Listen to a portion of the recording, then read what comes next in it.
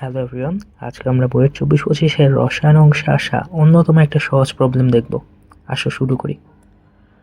0.3 molar 50 millilitre sodium হাইড্রোক্সাইডের সাথে কত millilitre 0.4 molar beryllium hydroxide mix করলে দ্রবণের ঘনমাত্রা 0.5 মোলার হবে?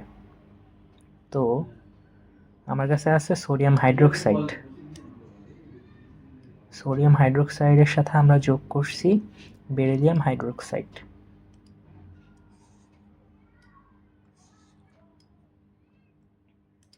ফলস্বরূপ আমরা একটা মিক্সচার পাইছি।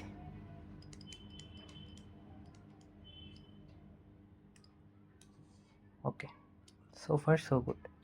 সোডিয়াম হাইড্রোক্সাইডের দিকে খেয়াল করি, আমার কাছে আছে 0.3 মোলার। সোডিয়াম হাইড্রোক্সাইডের পরিমাণ 0.3 মোলার, সোডিয়াম হাইড্রোক্সাইড ঘনমাত্রা 0.3 মোলার। আর বেরিলিয়াম হাইড্রোক্সাইডের ঘনমাত্রা 0.4 মোলার।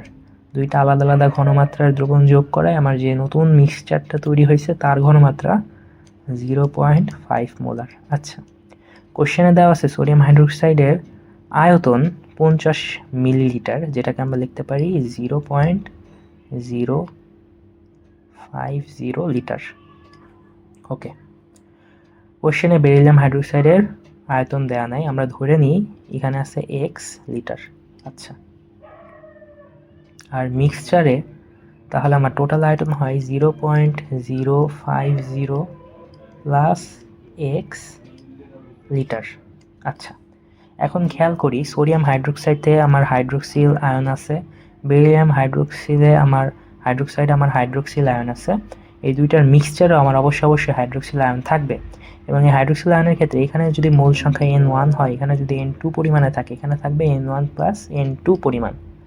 ওকে, তাহলে আমরা এই লজিক ইউজ করে মোটামুটি ম্যাথটা করব। তাহলে আমি মূল সংখ্যার সূত্র জানি, N equals to SV। S হলো আমার ঘনমাত্রা আর ভি হলো আমার ভলিউম। ঠিক আছে, তাহলে আমি লিখি 0.3 গুণন 0.050 প্লাস বেরিলিয়াম হাইড্রোক্সাইডের ক্ষেত্রে 0.4 গুণন এক্স। বেরিলিয়াম হাইড্রোক্সাইডে সোডিয়াম হাইড্রোক্সাইডের মতো না, এখানে কি আছে, দুইটা হাইড্রোক্সিল আয়ন আছে, তাহলে আমার এখানে এক্সট্রা গুণ দিতে হবে হচ্ছে 2 দিয়ে, 2। ওকে, গুণ 2 দিলাম, ইকুয়ালস টু হবে আমার 0.050 প্লাস এক্স। এটা হলো আয়তন আর এটার ঘনমাত্রা হলো 0.5। এখন এটা ক্যালকুলেটরে বসাই দিলে আমরা এক্স এর ভ্যালুটা পেয়ে যাব 0.3।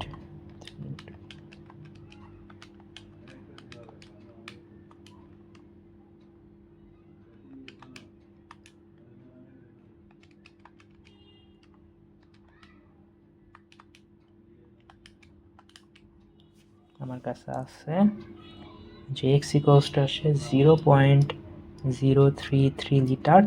কোশ্চেনে চাইছে মিলিলিটারে, তাহলে আমি পাই হচ্ছে 33.33 মিলিলিটার প্রায়।